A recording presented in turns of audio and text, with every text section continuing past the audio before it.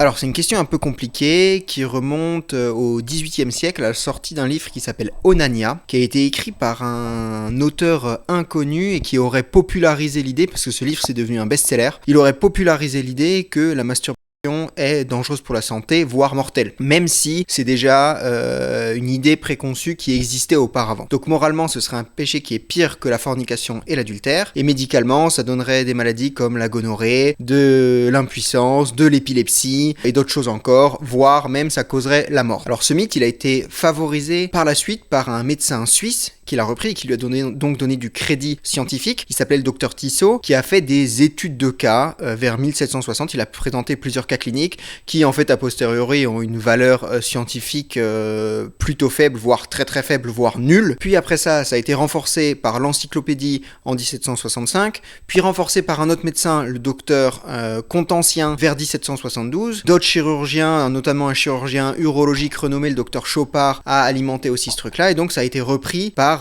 d'autres scientifiques qui ont apporté du crédit, une caution à ces idées reçues. Et ensuite, tout ça, ça s'enchaîne avec la Troisième République, où il y a un tiers des députés qui sont des médecins et qui vont valider leurs idées politiques par des excuses médicales ou scientifiques, en tout cas pseudo-médicales ou pseudo-scientifiques. Tout ça, c'est influencé par d'autres choses comme du calvinisme, du protestantisme, etc. Et donc, la masturbation est vue comme une menace à l'ordre social. Maintenant, à l'heure actuelle, qu'est-ce qu'on sait de la masturbation ?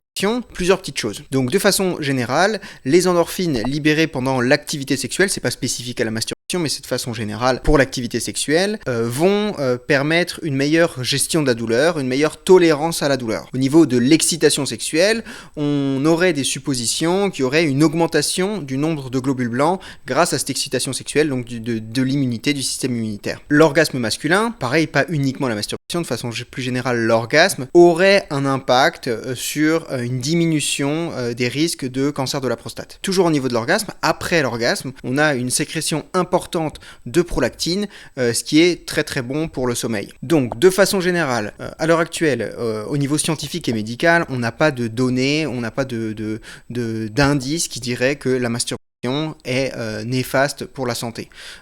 Sur les plans plus positifs, c'est des choses qui sont plus générales que la masturbation, qui tournent plutôt autour de la sexualité de façon globale, mais qui diraient qu'il y a quand même des effets positifs à avoir une activité sexuelle, une excitation sexuelle, des orgasmes, etc.